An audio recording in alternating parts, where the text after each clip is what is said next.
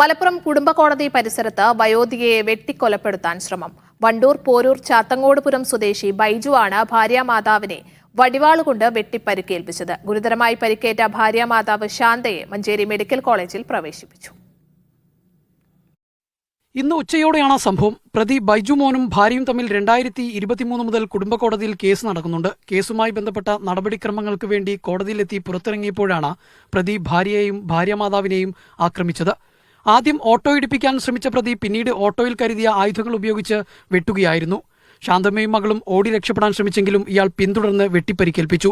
സമീപത്തുണ്ടായിരുന്നവരാണ് ഗുരുതരമായി പരിക്കേറ്റ ശാന്തയെ ആദ്യം മലപ്പുറം ഗവൺമെന്റ് താലൂക്ക് ആശുപത്രിയിൽ പ്രവേശിപ്പിച്ചത്.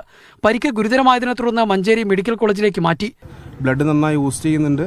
പ്രാഥമികമായിട്ടുള്ള കാര്യങ്ങൾ നമ്മളെ കോട്ടപ്പടി ജില്ലാ ആശുപത്രി ചെയ്തിട്ട് ഇപ്പോൾ അവരെ മെഡിക്കൽ കോളേജിലേക്ക് മാറ്റിയിട്ടുണ്ട്. സംഭവത്തിന് ശേഷം പ്രതിയെ സമീപത്തുണ്ടായിരുന്നവർ ചേർന്ന് പിടികൂടി പോലീസിൽ ഏൽപ്പിക്കുകയായിരുന്നു.